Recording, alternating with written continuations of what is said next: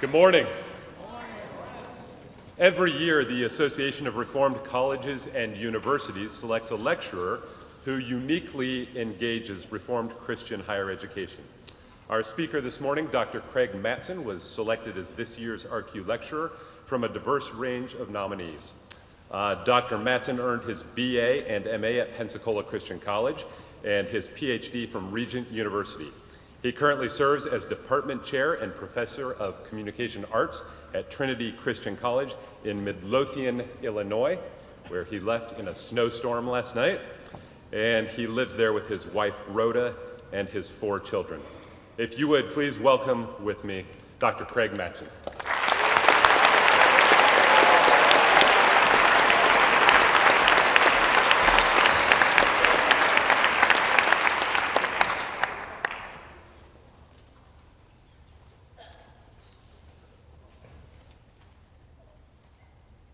You have been standing there on the front sidewalk for a long time, several days, appalled. The house you are looking at is charred. A tree has fallen on it, and there's a branch sticking through the dormer on the second floor like a hand reaching out, groping in empty space. There are 4 men sitting on the front porch step. You know, because you've been standing here a while, that when you came upon them, they were mute, staring at the ground. But something pushed one of them into speech. His head was shaved,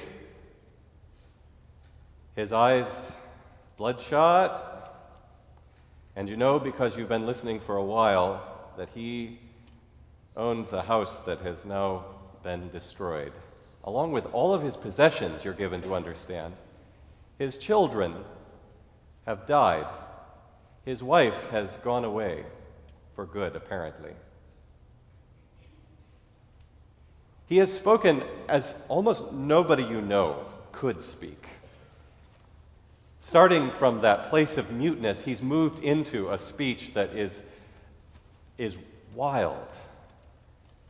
Like somebody shuffling through different modes of speech, one after the other, trying this and trying that. He's spoken in a kind of forensic courtroom style. He's spoken in something that sounds like the prophet Jeremiah, a Jeremiad, an angry speech against the universe, and the universe is God. He has spoken in the tenderest, almost hymn-like quality. And at other times he has used a dry wit, a burning sarcasm. But now, once again, he is silent. His words have come to an end. The other 3 men sitting with him on the front porch step have also spoken. They've also spoken at great length, but with much less variety. In fact, they've only used one mode of speaking, and that is the maxim. They've spoken in Proverbs, one after the other. They've trotted these out, attempting to make sense of the first man's loss. But you know, because you've been standing here a while, astonished, fatigued, bewildered, awestruck by turns. You've been standing here and you know that these 3 men also have come to the end of their speech. Nothing more to say. No more proverbs, no more maxims. They too are staring dead-eyed at the ground. And you now are overcome with an unexpected grief at the silence of these great people, these prominent figures, these powerful leaders. You are Elihu, the 5th man to show up and speak in the book of Job, the only man with a Hebrew name. What can you say? You are young. You have not suffered much. You haven't had enough time to get wealth to lose anything. And yet you are grieved by the emptied speech before you. It feels cataclysmic, catastrophic. What can you say? In Job 32, the frame story, the usually quiet narrator in this book says this: Elihu, son of Barachel the Buzite, of the family of Ram, became angry. He was angry at Job because he justified himself rather than God. He was angry also at Job's three friends because they had found no answer, though they had declared Job to be in the wrong. Now Elihu had waited to speak to Job because they were older than he. But when Elihu saw that there was no answer in their mouths, in the mouths of these three men, he became angry. Elihu, son of Barachel the Buzite, or Buzite, I don't know how to say that word, Buzite. He answered, I am young in years, and you are aged. Therefore I was timid and afraid to declare my opinion to you. I said, let days speak, and many years teach wisdom.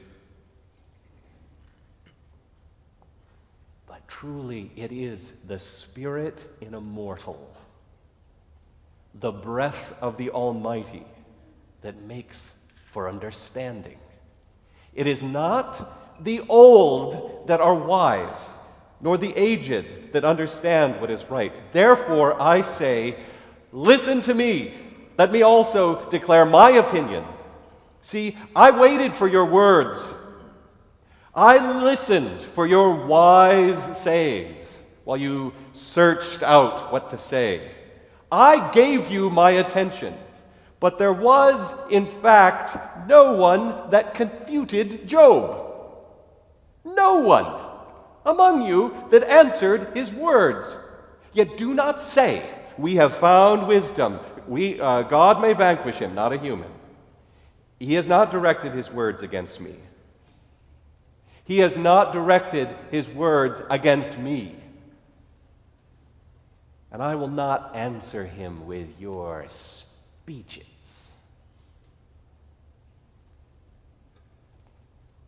The words of Elihu, the 32nd chapter of the book of Job, they go on for several chapters, a long preface to his opinion, his judgment. I feel a little bit like Elihu this morning, not angry,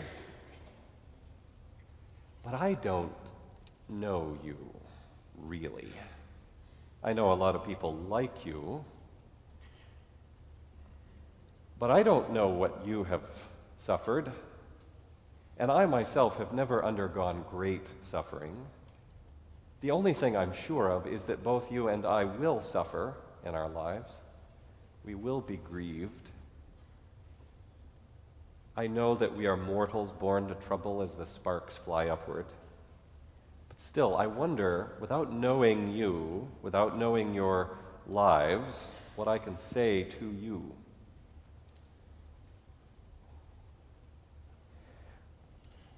Is there any way I can be an Elihu here this morning? Maybe an older Elihu to your younger Job?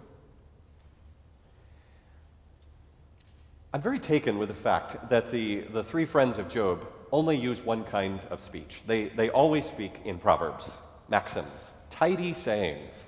It's kind of like business cards that they put down on the table. Call that number. That'll solve your problems. I'm taken with that because we live in a culture that is full of wise sayings, maxims, proverbs. Think of self-help literature in particular. It's drenched with a kind of proverbial literature. We are constantly being addressed by the sages in our culture, the gurus, the TED talkers. They're giving us all these maxims about how to be more extroverted, more focused, more innovative, how to have better sex, how to be more fit, how to be better connected. I came across a poem by Dana Littlepage Smith. She's riding on a train, sitting next to somebody who's wearing high heels and a power, sort of a power business suit, reading a book assiduously. And the voice in the poem can't quite see what book she's reading, but she gets up to go to the bathroom or get some coffee or something and looks over at the book, and it's full of these maxims for how to be a better, more productive you. And Smith writes, "I think no human needs the stress of so many exclamations in one life." Do you feel a little bit that way sitting in your classes, like your professor is constantly sort of pouring exclamations on you, and you're like, okay, I'll take note on that, I'll do that. How am I going to do that? The poem is called "This Is Not About Looking Like a Success." You got to read Dana Littlepage Smith. One area of the wisdom literature of our day that interests me is the literature on attention, and there is a lot of it. It's interesting to me that all these books have one-word titles, or when they're feeling really risky, two words, as if reaching out to an attention deficit audience about attention. If your book title has more than one word, I'm out. I'm not going to stay around. I like these books. I've been writing about them and thinking about them, and more thinking about attention along with them. Some of these books are quite despairing. Some of them are quite hopeful. This happens to be one of the hopeful ones. This is a book about the way Sherlock Holmes pays attention. And you too can pay attention like Sherlock Holmes. You can do it. Your brain has been Googled, but you can reshape your brain if you take up certain practices. You can become more flexible, you can become more concentrated, you can do this. Other books are like best wishes. I like the second books better, but the despair really gets heavy after a while. And so I find myself sort of oscillating between the optimists. I'm like, yes, I can become more concentrated. I can stop taking selfies. I can do that. If you don't mind, I don't have this opportunity very much, so. I understand you're not supposed to have electronic devices in here, so I may not get invited back. So get what you can out of this talk. But there is a certain kind of paradox that I've noticed in the attentional literature, all these one-word title books, and that is that we are told to practice attention so we can become more productive selves, or more healthy selves, but often it's about productivity. If you're multitasking, the wisdom goes, you won't be productive. I think I agree with that. We're told to practice attention by filtering out our web streams, our media streams. And we filter out the distracting discourses of our lives, right? Now, here's the catch-22. By filtering out the distracting stuff in your life, you become a more productive person, which in North American culture means creating discourses that other people will have to filter out so that they too can become productive and create more discourses that other people will have to filter out. And it doesn't stop. So what you notice is that the people who create these books about concentration actually make it quite difficult for us to concentrate There are more and more books that we're like, I got to read that too, so I can become more concentrated. And then they do talks, and they create blog posts, and they tweet, and it's odd. What is there to say, really, in a time that has been emptied of speech? Or when our speech itself has been emptied out, like the three friends sitting with Job mutely on the front step? I sometimes feel like we're all sitting on the front step of North America going,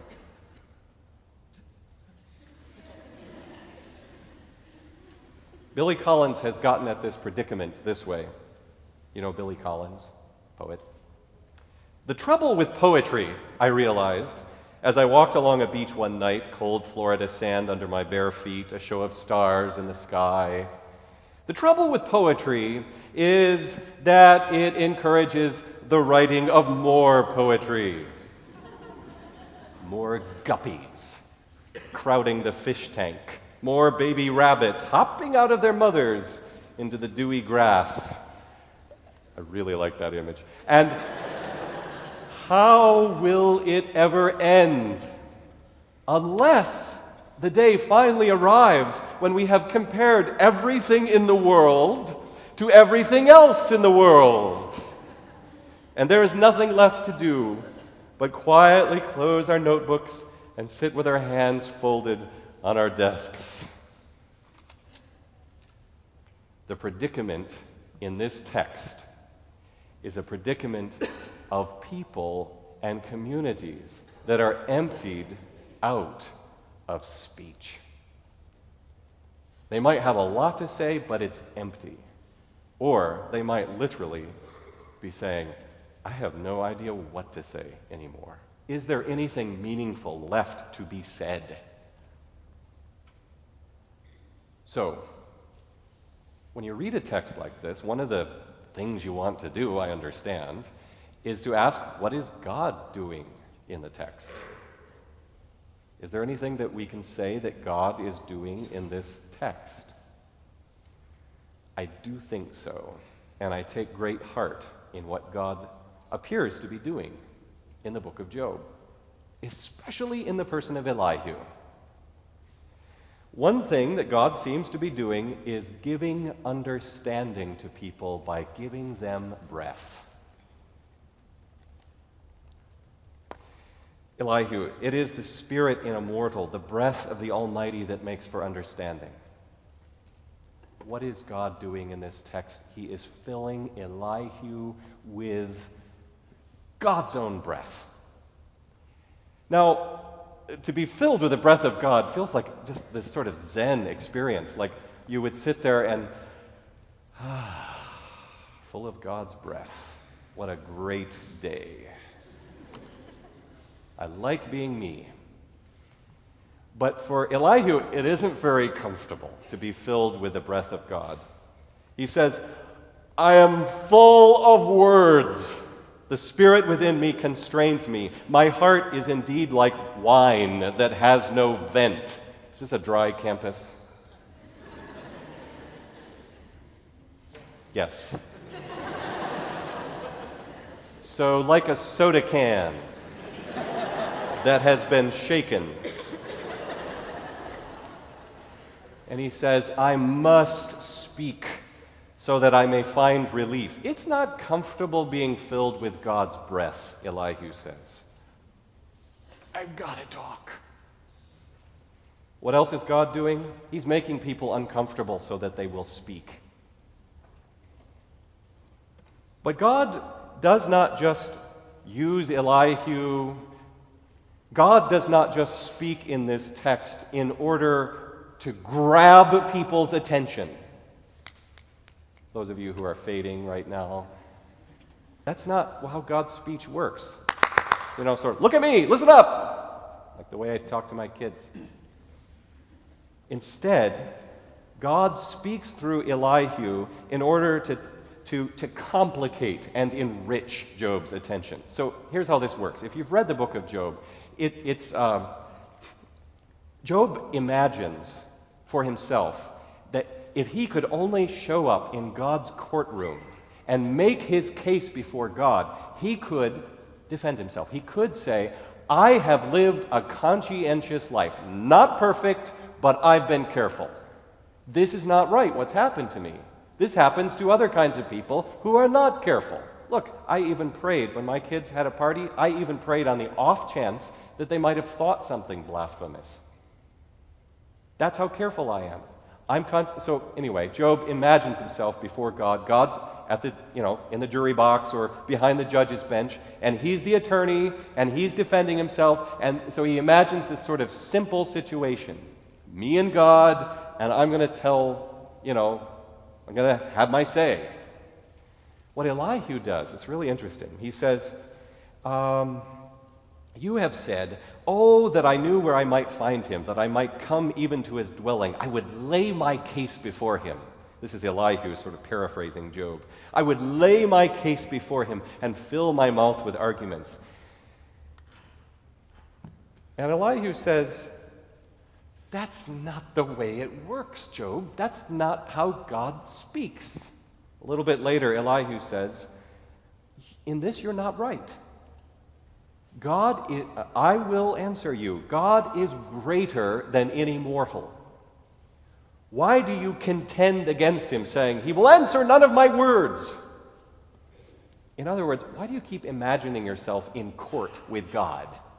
As if God's right there or not there, and you're right here, and you're speaking to him, and he's listening, or he's somewhere else. I don't know where he is. He's late. Why do you talk about God that way? He's greater than any mortal. And then Elihu says the most interesting thing. He says, for God speaks in one way and in two, though people do not perceive it. And then he goes on to talk about snowstorms and lightning and all kinds of natural phenomena. And then he talks about the ways that he talks about communities.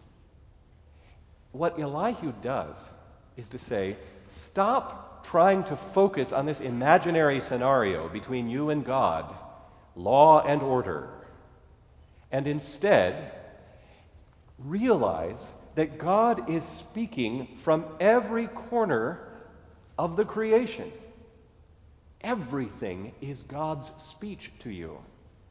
God speaks to you polylaterally. There is no place in creation that you can go where you do not hear God's speech.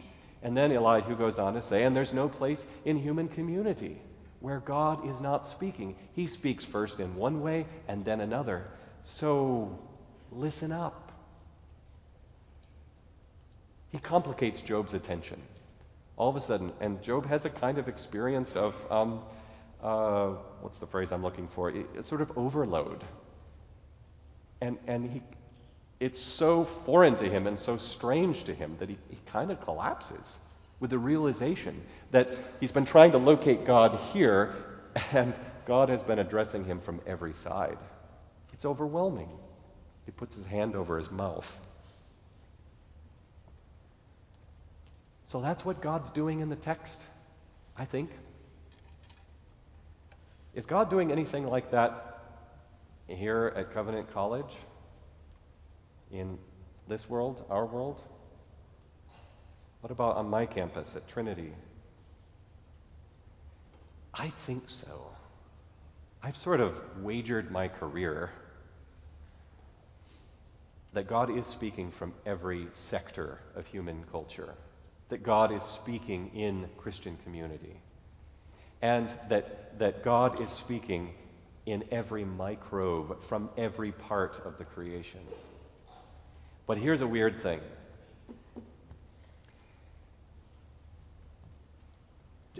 Job isn't interested in God's speech. He's interested in his own speech, and it is interesting speech. You should read Job tonight. It's wild. It's crazy.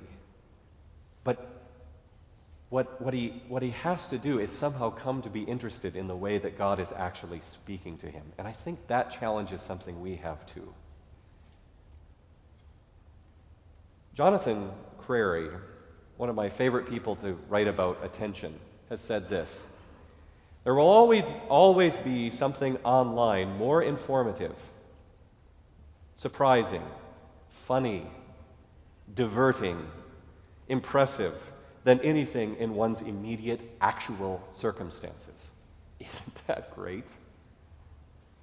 As a matter of fact, there's something vibrating in your pocket right now that's a lot more interesting than me. Potentially more surprising, more diverting, more informative. You could easily Google somebody right now, sort of plug in. I happen to have my earbuds. I could do this too. We could all plug into something that would be more artful and more pertinent and more astonishing than anything I'm saying right now. And in every conversation, that is the case. Whether you're talking with your parents or your significant other, or whether you're talking with somebody you meet at the store, there's always something more diverting you could look for elsewhere. And the same goes for God's speech. Isn't that appalling? There's always something more diverting and amusing and surprising, to us anyway, in our kind of delusional, mediated sense, than God's speech.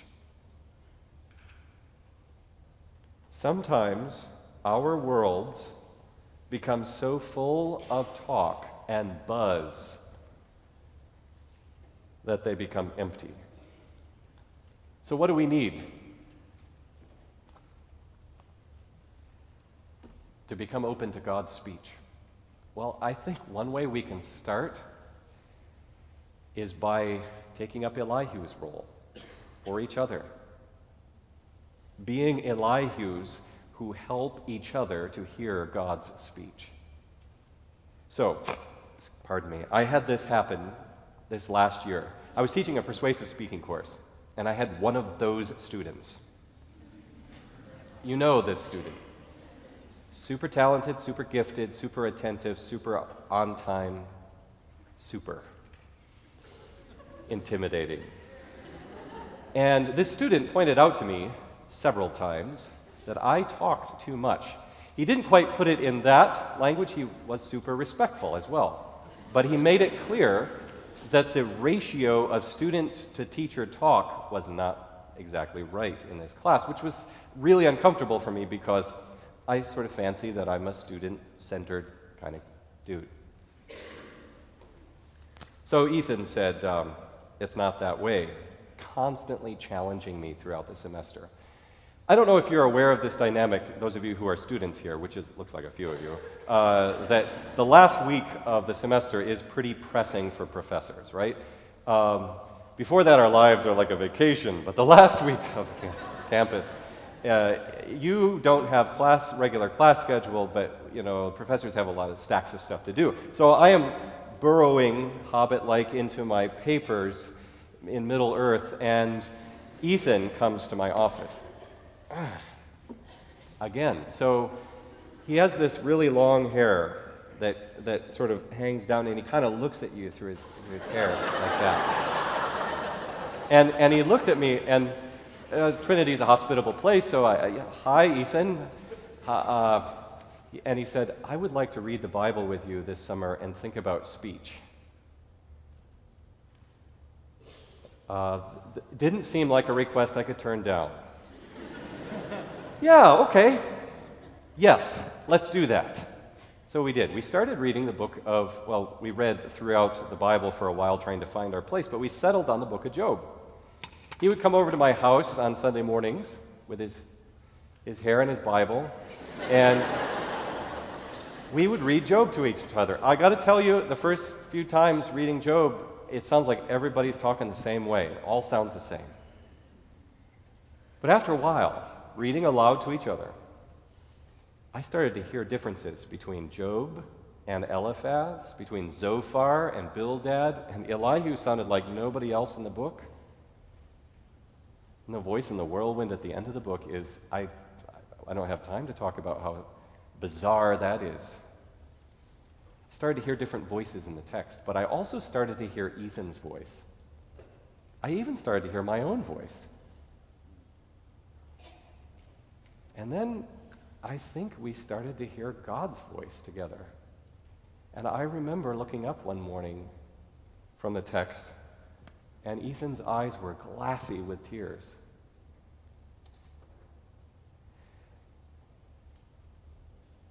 God's speech in our lives doesn't shut us up.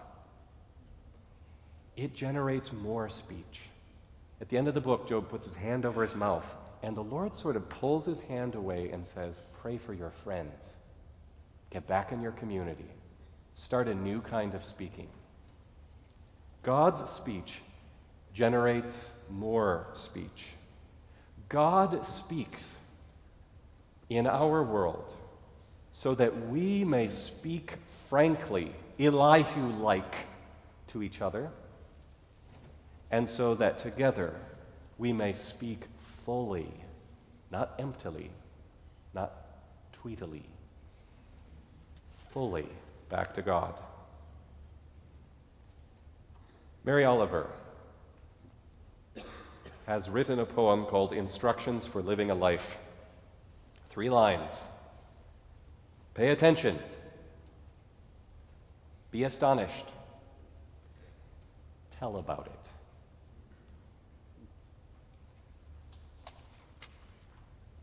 I think that's what I came here to say. Thanks for your attention.